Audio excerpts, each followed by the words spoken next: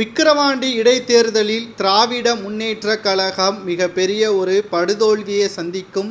வெளியான புதிய கருத்துக்கணிப்பால் அதிர்ச்சியில் திமுகவின் தலைமை. கடந்த 3 மாதங்களாகவே தமிழகத்தை பொறுத்தளவிற்கு பரபரப்பான நிலைதான் ஏற்பட்டிருக்கிறது. மக்களவைத் தேர்தல் முடிந்ததற்கு பிறகு யாரும் எதிர்பார்க்காத வகையில் 65 நபர்கள் கள்ளச்சாராயம் குடித்து கள்ளக்குறிச்சியில் உயிரிழந்த சம்பவம் ஒட்டுமொத்த தமிழகத்தையும் பேர் அதிர்ச்சியில் ஆளாக்கியது. தமிழகத்தில் தற்பொழுது வரை தொடர்ச்சியான படுகொலைகள், கள்ளச்சாராயம் முதற்கொண்டு ரவுடிகளின் அட்டூழியம், சென்னையில் எந்த இடத்திற்கு சென்றாலும் பயத்தின் மூலமாகத்தான் செல்லக்கூடிய சட்ட ஒழுங்கு சீர்கேடு, இந்தியா முழுவதும் தற்பொழுது தமிழகத்தின் நிலைமை பேசும்பொருளாக மாறியிருக்கிறது.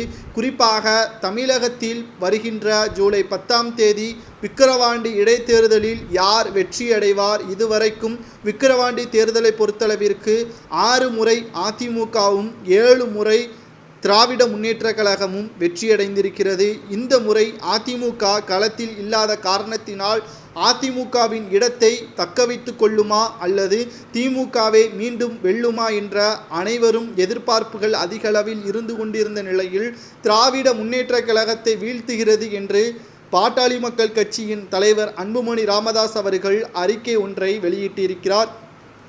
இந்த முறை திராவிட முன்னேற்றக் கழகம் விக்கிரவாண்டி இடைத்தேர்தலில் அதிக அளவு பண பொருட்களையும் குவித்து மக்களை ஏமாற்றுவதற்காக பல்வேறு நாடகத்தையும் ஸ்டாலின் அவர்கள் அமைச்சர்கள் மூலமாக அரங்கேறியிருக்கிறார். ஆனால் நாங்கள் அதைவிட நேர்மையாகவும் சுய ஒழுக்கத்துடனும் இந்த தேர்தலை எதிர்கொள்கிறோம் என்றும் கூறியிருந்தார். சரி, கடைசியில் விக்கிரவாண்டி மக்களிடையே கேட்கும் பொழுது இந்த முறை நிச்சயமாக திமுகவிற்கு வாய்ப்புகள் கிடையாது. கடந்த 3 ஆண்டுகளிலேயே திமுகவின் ஆட்சியின் செயல்பாடு மிக மோசமாக இருக்கிறது. இந்த தேர்தல் மூலமாக நாங்கள் திமுகவை புறக்கணிக்கிறோம் என்பதை தலைமைக்கு தெரியப்படுத்தும் விதமாக இந்த தேர்தலில் நாங்கள் திமுகவிற்கு எதிராக ஓட்டுக்களை செலுத்துவோம் என்பதற்கேற்ப செய்திகளும் வெளியாகி இருக்கிறது. மேலும் 75% இந்த இடைத்தேர்தலில் பாட்டாளி மக்கள் கட்சி வெற்றியடைவதற்கான வாய்ப்புகள் இருப்பதாக தற்பொழுது கருத்து கணிப்புகள் மூலமாக தெரியப்படுத்தியிருக்கிறது. மேலும் ஸ்டாலின் அவர்கள் கடும் கோபத்தில் இருப்பதாகவும், எப்படியாவது ஒரு ஓட்டிற்கு 15,000 ரூபாய் வரை கொடுங்கள், கடைசி நேரத்தில் திமுக வெற்றியடைந்தது என்னுடைய காதில் கேட்க வேண்டும் என்றும் ஸ்டாலின் அவர்கள் மற்ற அமைச்சர்களுக்கு கூறியுள்ளார். அதாவது எந்த ஒரு தேர்தலிலும் அமைச்சர்கள் படையெடுப்பு இருக்காது. இடைத்தேர்தலை பொறுத்தளவிற்கு மட்டும்தான் ஒட்டுமொத்த அமைச்சர்களது படையெடுப்பு இருக்கும். இந்த முறை இடைத்தேர்தலில் திராவிட முன்னேற்றக் கழகத்தின் சுமார் 14 அமைச்சர்கள் பிரச்சாரம் மேற்கொண்டுள்ளனர். குறிப்பாக சொல்ல வேண்டும் என்றால் திமுகவின் மூத்த அமைச்சரான KN நேரு, பொன்முடி இவர்கள் இருவரும் தமிழக முதல்வர் ஸ்டாலின் அவர்கள் விக்கிரவாண்டி இடைத்தேர்தலில் பிரச்சாரத்திற்கு நீங்கள் வரவேண்டாம், நாங்கள் வெற்றியை கொண்டாடும் விதத்தில் உங்களை வந்து சந்திக்கிறோம் என்றும் சபதமே எடுத்திருக்கிறார்கள். ஆனால் இந்த சபதம் நிச்சயமாக நிறைவேறாது.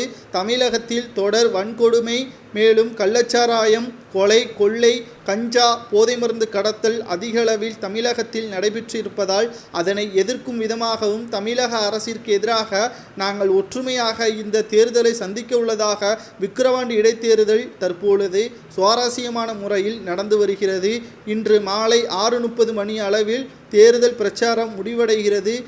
விக்கிரவாண்டி மக்கள் ஜூலை 10ஆம் தேதி போடுகின்ற ஒவ்வொரு ஓட்டுகளும் திமுகவிற்கு எதிராகத்தான் இருக்கும் என்றும் கூறப்படுகிறது.